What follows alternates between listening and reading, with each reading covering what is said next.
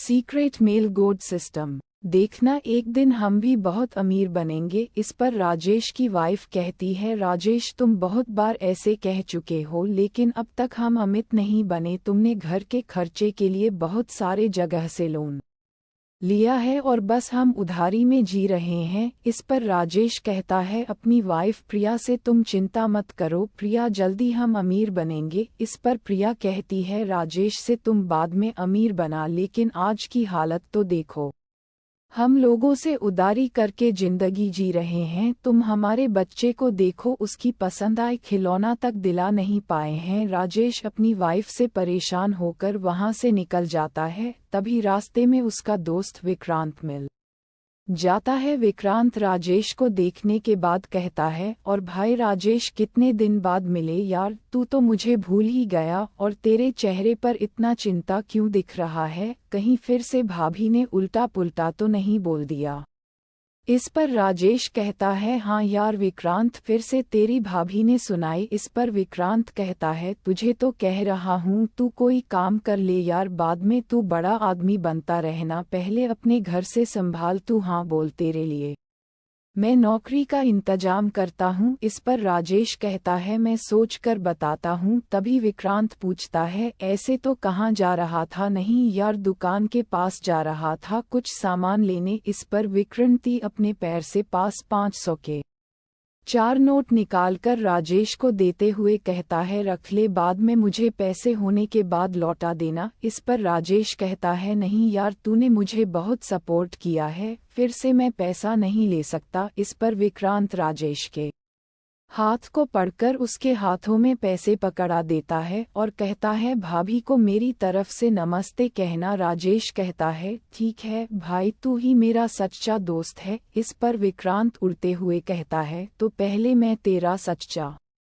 दोस्त नहीं था? अरे भाई ऐसी बात नहीं है, तू तो जानता है कॉलेज पास आउट करने के बाद जितने भी कॉलेज के दोस्त हैं उन्होंने मेरी फ़ोन तक नहीं उठाई, और तूने पहले ही तेरे घर में तंगी चल रहा है, फिर भी तू कैसे ना कैसे करके मेरे मन करने के बाद तो पैसा दे ही देता है। इस पर विक्रांत करता है, कोई बात नहीं भाई, मैं चलता हूँ वरना मैं ऑफिस के लिए लेट हो जाऊंगा। इस पर राजेश कहता है, चल ठीक है भाई, मैं भी दुकान से सामान लेकर घर जाता हूँ वरना तेरी भाभी फिर से मेरे ऊपर फूलों की बरसात करेगी। इस बार विक्रांत भी मुस्कुराते हुए निकल जाता है। विक्रांत को बाय करने के बाद राजेश दुकान की तरफ निकल जाता है। दुकान के पास पहुँचने के बाद राजेश पूछता है, काका क्या उधर दोगे? मैं जल्दी पैसा लौटा दूंगा। इस पर दुकान वाले काका कहते हैं, अरे बेटा, 1.5 सालों से जल्द ही पैसा चुका दूंगा। ऐसा कहकर सामान ले रहा है लेकिन अब तक नहीं चुकाई, जब तक तू पिछला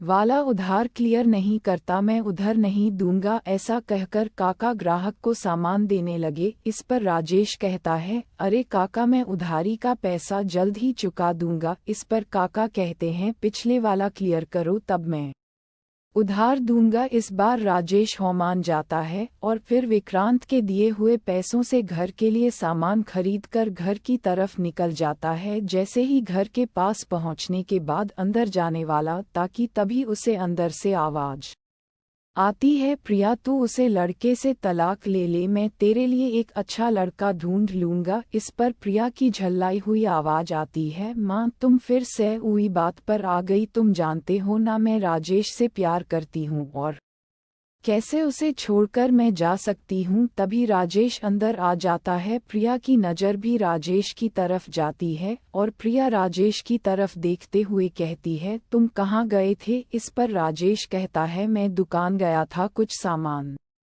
लेने। ऐसा कहकर सामान को आगे कर देता है। प्रिया सामान को लेकर किचन की तरफ चली जाती है। राजेश अपने सास ससुर के पास पहुंचने के बाद उनके पैर छूने लगता है। उसके ससुर तो राजेश से कहते हैं, अरे बेटा, पैर छूने की कोई बात नहीं है, लेकिन उसके साथ कुछ भी नहीं कहती। फिर राजेश के ससुर कहते हैं, बेटा मैं प्रिया को अपने घर लेने आया हूँ। मिस्टर राजेश कहता है, आप ऐसे कैसे कर सकते हैं? अपने ससुर की तरफ देखते हुए इस पर राजेश के ससुर कहते हैं, तुम्हारे हालत तुम्हें पता है, और तुम तुम्हारे बच्चे को कैसे पालन पोषण करोगे? उधारी से तुम और कितने दिन हो तारीख से तुम्हारे बीवी बच्चे को कितने दिनों तक पालन पोषण कर सकते हो? अपने ससुर की बात सुनकर राजेश की सर शर्म से नीचे झुक जाती है और फिर उसके ससुर कहते हैं, राजेश से मैं तुम्हें 1 साल देता हूँ, तुम अपनी माली हालत सुधार लो, तभी मैं अपने बच्चों को तुम्हारे पास आने के लिए मना नहीं करूँगा। तब तक के लिए मेरी बच्ची और मेरा पोता हमारे घर में हमारे साथ रहेंगे। अगर तब तक तुम अपनी माली हालत नहीं सुधरोगे तो मैं अपनी बच्ची को तुमसे तलाक लेने के लिए कह दूंगा और फिर किसी और लड़के से शादी करवा दूंगा। इस पर राजेश कुछ नहीं कहता है और घर के अंदर चला जाता है। अंदर जाकर देखा है तो प्रिया अपने कपड़े पैक कर रही थी। राजेश पूछता है, क्या तुम तुम्हारे मायके जाना चाहते हो? इस पर प्रिया हाँ कहती है। राजेश कहता है, प्लीज तुम छोड़कर मत जाओ, मैं तुम्हारे बिना जी नहीं पाऊंगा। इस पर प्रिया पूछता है, तुम अपने बच्चे को कैसे पालोगे? ऐसी तंगी हालत में कितने दिन तक तुम कर्ज लेते रहोगे? मैं हमारे बच्चे को एक अच्छी परवरिश देना चाहता हूँ और अच्छा जिंदगी। इस पर राजेश कहता है, ठीक है, मैं 1 साल में मेहनत करके अच्छे से रहने की व्यवस्था करने के बाद फिर से तुम्हें अपने साथ रहने के लिए मनाने जाऊंगा, फिर तो कोई दिक्कत नहीं होगी ना? इस पर पिया कहती हैं, ठीक है, मैं इंतजार करूंगी। ऐसा कहकर अपने बच्चे को गोद में उठाकर घर से उसके माता पिता के साथ निकल जाती है। राजेश दरवाजे तक आता है। प्रिया एक बार मुड़कर राजेश की तरफ देखते हैं और फिर अपने बच्चे के साथ कार में बैठ जाती है और कार वहां से निकल जाता है। प्रिया के जाने के बाद राजेश की आंखों से आंसू बहने लगते हैं। बहुत मुश्किल से अपने आंसू को रोक कर रखा था। जैसे ही प्रिया घर से निकल गई, राजेश की आंखों से आंसू बहने लगता है। गाड़ी के जाने के बाद राजेश घर के अंदर जाकर शराब पीने लगता है। पीते पीते उसे शाम हो जाता है। उसकी आंखों से आंसू बह रहे थे और वह पिए जा रहा था। तुम मुझे छोड़कर कैसे जा सकती हो? प्रिया ऐसा कहकर फिर से जोर जोर से रोने लगता है। तभी उसका दोस्त विक्रांत उसके पास आकर उसको बिना देखे कहता है, अरे भाई, कहीं भाभी छोड़कर चली तो नहीं गई? इस पर राजेश जोर जोर से रोने लगता है और कहता है, हाँ भाई, प्रिया मुझे छोड़कर चली गई। विक्रांत राजेश की तरफ मुड़ता है और राजेश कैसे हालात देखकर कहता है, भाई तू चिंता मत कर, भाभी तेरे मनाने के बाद मान जाएगी। ऐसे भी तू भी जानता है भाभी उतना अमीर होने के बाद भी तेरे से शादी की, क्योंकि भाभी तेरे से प्यार करती थी और इतनी सालों से तेरे साथ ऐसी हालत में भी रही ना, और ऐसे भी बहुत बुरी हालत हो गई थी यार। यश भाभी की धैर्य जवाब दे गया है, तुझे भी समझना चाहिए यार। राजेश देख रहा है ना तेरी हालत कैसी हो गई है, तेरे साथ भाभी भूखी प्यासी भी रही। अब तेरे बच्चे का सवाल था, इसी वजह से भाभी चली गई यार, वरना को तेरे साथ जरूर देती। तो चिंता मत कर, तू कोई काम कर और अच्छे से सेटल हो जा, उसके बाद भाभी को मनाने जाना, भाभी जरूर मान जाएगी। इस पर राजेश कहता है, ठीक है भाई, मैं अपनी हालत सुधार लूंगा। ऐसे तू बोल रहा था तो कहीं नौकरी के लिए बात करेगा किसी एचडी नाम के आदमी के पास? इस पर विक्रांत कहता है, तू सो जा, कल सुबह बात करते हैं। ऐसा कहकर विक्रांत राजेश को अपने हाथों से सारा देकर बिस्तर के पास ले जाता है और उसे बिस्तर में सुलाने के बाद दरवाजा बंद करके विक्रांत निकल जाता है। अगली सुबह राजेश की आंख फोन की आवाज से खुलता है। राजेश फोन उठाकर कहता है, कौन है? अरे भाई, तुम मुझे इतना जल्दी मुझे भूल गया, कल शाम को तो मिले थे यार। ऐसे मैंने एमडी से बात कर लिया है, तो जल्दी से तैयार होकर इंटरव्यू के लिए चला जा। इस पर राजेश कहता है, ठीक है भाई, मैं तैयार होकर चला जाता हूँ। इंटरव्यू के लिए राजेश फोन कट करने के बाद तैयार होकर, रात को राजेश ने खाना नहीं खाया था, बची हुई उसे चावल को गर्म करके खा लेता है और टैक्सी लेकर एमडी के ऑफिस के पास पहुंच जाता है। टैक्सी से उतरने के बाद राजेश एमडी के ऑफिस के अंदर चला जाता है। रिसर्च फिनिश के पास पहुंचने के बाद पूछता है, आज मेरा इंटरव्यू था? उसे रिसर्च फिनिश से पूछता है। इस पर रिसर्च फिनिश करती है, आज हमारे ऑफिस में कोई इंटरव्यू नहीं है। इस पर राजेश कहता है आज यहाँ के बॉस के साथ मेरा इंटरव्यू फिक्स था, देखिए बता दिया होंगे। रिसर्च सीरीज सामने वाले रिसेप्शनिस्ट से पूछते हैं और बताती है राजेश से नहीं कर, हमें कोई जानकारी दी नहीं गई है। राजेश ठीक है का कर अपने फ़ोन निकालकर अपने दोस्त को फ़ोन करता है और कहता है अरे भाई तूने एमडी को बता तो दिया था ना, इधर आकर पूछ रहा हूँ। रिसेप्शनिस्ट से तो जाने के लिए नहीं दे रहे हैं, हमारे पास कोई ऑर्डर नहीं आया है कह रहे हैं। इस पर उसका दोस्त कहता है ठीक है भाई रुक फिर एक बार फ़ोन करके कहता हूँ। ऐसा कहकर फ़ोन काट देता है। थोड़ी देर इंतजार करने के बाद रिसर्च फिनिश के पास फ़ोन आता है और रिसर्च फिनिश रहती है सर आप ऊपर जा सकते हैं, सर ने हमें फ़ोन करके बता दिया है। राजेश जल्दी से लिफ्ट लेकर ऊपर चला जाता है और एमडी के ऑफिस के पास पहुंचने के बाद दरवाजा नक करता है। अंदर से एमडी की आवाज़ आती है अंदर आओ। राजेश जल्दी से दरवाजा खोल के अंदर जाता है। अंदर की सानो शक्ल देखकर अपने सर को इधर उधर करने लगता है। तभी उसे आवाज़ आती है अरे तुम राजेश। आवाज़ राजेश को जानी पहचानी लगती है। जब राजेश अपने सर को एमडी की तरफ मोड़ता है तो देखता है ये तो उसका दुश्मन है। राजेश कॉलेज की बातों को याद करने लगता है। जब राजेश सब प्रिया एक साथ घूमते कोई देख लेता था तो विक्रम राठौर बहुत गुस्सा हो जाता था। राजेश मैं तुम्हें छोड़ूंगा नहीं। एक दिन विक्रम राठौर अपने पलटन के साथ अपने ब्लैक कलर के रोल्स रॉयस में रास्ते पर राजेश का इंतजार कर रहा था। जब राजेश कॉलेज छोटी होने के बाद रास्ते से निकाल कर आ रहा था तब विक्रम राठौर ने अपने पलटनों के साथ राजेश को रोक लिया और धमकी देते हुए कहा तुम आज से प्रिया के आसपास में दिखाना नहीं चाहिए वरना मैं तुझे जान से मार दूंगा। क्योंकि विक्रम राठौर भी प्रिया को पसंद करता था। विक्रम राठौर की बात सुनने के बाद राजेश कहता है तुम कौन होते हो मुझे रोकने वाले। उसे समय जवान था तो राजेश के भी खून गर्म और विक्रम राठौर की भी दोनों की कहासुनी हो गई और दोनों ही लड़ाई में घायल हो गए। लेकिन लास्ट में राजेश से ज्यादा घायल हुआ क्योंकि विक्रम राठौर के साथ उसके कई सारे दोस्त भी थे। जब ये सब बात प्रिया को पता चली तो प्रिया ने विक्रम राठौर को धमकी दी कि तुम राजेश के आसपास भी मत दिखाना। लेकिन चुपचाप विक्रम राठौर कैसे ना कैसे तरीके से राजेश को परेशान करता ही था। ऐसे ही दोनों दुश्मन बन गए। तभी विक्रम राठौर की आवाज़ आती है ओए लूजर कहाँ खो गया और तू कहाँ आया है मेरे पास नौकरी करने। तभी राजेश भी अपनी कॉलेज की बातों को सोचते सोचते विक्रम राठौर की आवाज़ से होश में आ गया और कहा अगर मुझे पता होता कि मैं तुम्हारे पास नौकरी के लिए आ रहा हूँ तो मैं नौकरी के लिए आता ही नहीं। तभी विक्रम राठौर की आवाज़ आई मुझे भी तुम्हारे जैसे लेजर की कोई ज़रूरत नहीं है मेरे कंपनी में। राजेश दरवाज़ा खोल के वहाँ से निकल जाता है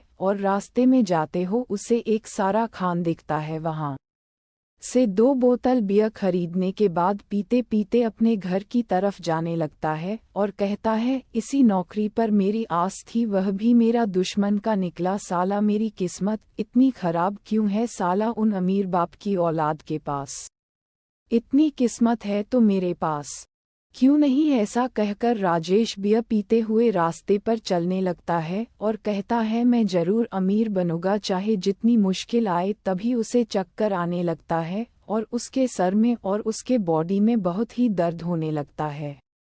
जैसे उसके बॉडी में हजारों सुई चूहा जा रहा था ऐसा दर्द होने लगता है। तभी अचानक दर्द एक झटके में चली जाती है। तभी राजेश को आवाज़ आता है आपका स्वागत है सीक्रेट मेल गॉड सिस्टम में। राजेश घबराते हुए विशेषता कौन है कहाँ है अपनी शराब की नशे में हेलो मिस्टर राजेश मैं आपके अंदर हूँ और मैं सीक्रेट मेल गॉड सिस्टम हूँ। आपको मैं हर दिन एक टास्क दूंगा इससे आपको secret male god system point मिलेगा। आप उसे सिगरेट मेल गॉड सिस्टम के स्टोर में जाकर रेडियम कर सकते हैं। Rajesh secret male god system को भूत सोचकर जल्दी से दौड़ने लगता है। जल्दी राजेश घर के पास पहुंच जाता है और दरवाज़ा खोलने के बाद दरवाज़ा बंद करके अंदर जाकर बिस्तर पर लेट जाता है। नशे में होने के कारण जल्द ही राजेश गहरी नींद में सो जाता है। अगली सुबह अलार्म की आवाज़ से राजेश उठता है। तभी उसे आवाज़ आती है, आपका स्वागत है mister Rajesh secret male God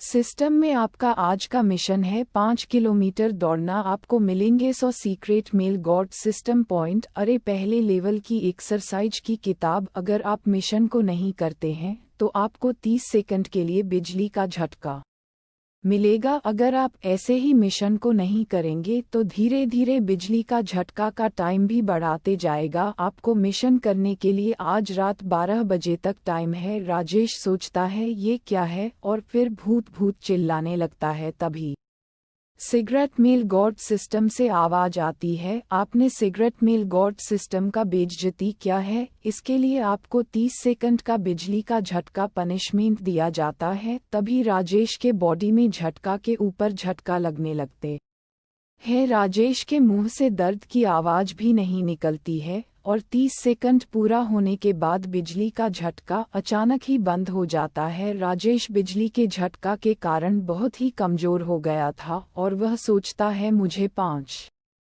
kilometre दौड़ना होगा, नहीं मुझे फिर से बिजली का झटका नहीं खाना है। ऐसा सोचकर अपनी कमजोरी हालत को ना देखते हुए जैसे तैसे शूज पहना है और दौड़ने लगता है। 1 किलोमीटर दौड़ने के बाद राजेश बहुत ही थक जाता है, क्योंकि जब से कॉलेज से निकला है तब से उसने कोई भी सपोर्ट की एक्टिविटी नहीं की है। इसी वजह से उसे बहुत थकान हो रही थी। लेकिन जैसे उसे सुबह की बिजली की झटका याद आती है, उसके अंदर कहीं से एनर्जी आ जाता है और पहले जितने तेजी से दौड़ने लगता है। जैसे तैसे करके 5 किलोमीटर दौड़कर अपना मिशन पूरा कर लेता है। तभी उसे आवाज आती है, अपने मिशन पूरा किया है, आपको सिगरेट मेल गोद सिस्टम की तरफ से 100 सिगरेट मेल गोद सिस्टम पॉइंट मिलता है और आपको बेसिक लेवल एक्सरसाइज की किताब मिलती है। आप सिगरेट मेल गोद सिस्टम पॉइंट को मेल गॉड स्टोर में जाकर रिडीम कर सकते हैं।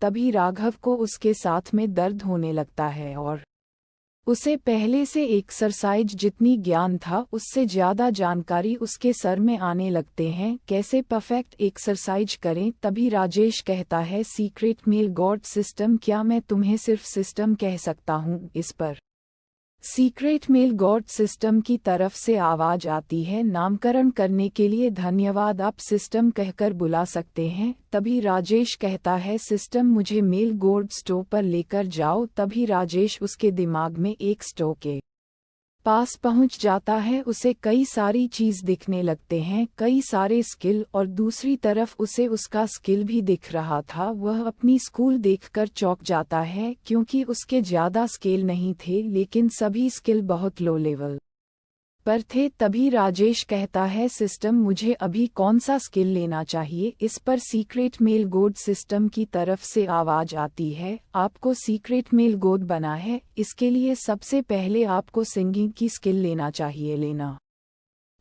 इस पर राजेश कहता है, ठीक है, मुझे सिंगिंग के स्केल दे दो। तभी सिस्टम से आवाज आती है, आपको इस स्केल के लिए 50 पॉइंट देने होंगे। इस पर राजेश हाँ कहता है। तभी सिस्टम से आवाज आती है, आपके 50 पॉइंट कट चुके हैं और आपको सिंगिंग स्किल आपकी बॉडी में रिलीज कर दिया गया। तभी राजेश को उसके गले के पास ठंडक महसूस होने लगती है और थोड़ी देर बाद चली भी जाती है और उसके सर में सिंगिंग की सारी जानकारी आने लगती है। तभी राजेश अपने लिए और इसके देखने लगता है। तभी उसे स्किल दिखती है, मेमोरी बूस्टर। मेमोरी बूस्टर की तरफ देखते हुए राजेश सिस्टम से पूछता है, ये किस काम के लिए है? इस पर सिस्टम से आवाज आती है, इस स्केल से आप जो भी चीज हो जल्दी याद हो जाएगा, लोगों से 5 गुना ज्यादा। इस पर राजेश कहता है, इस स्कूल के लिए कितना पॉइंट चाहिए? सिस्टम से आवाज आती है, 50 पॉइंट। राजेश कहता है, रिलीज कर लो। जैसे राजेश ऐसा कहता है, उसके अकाउंट से 50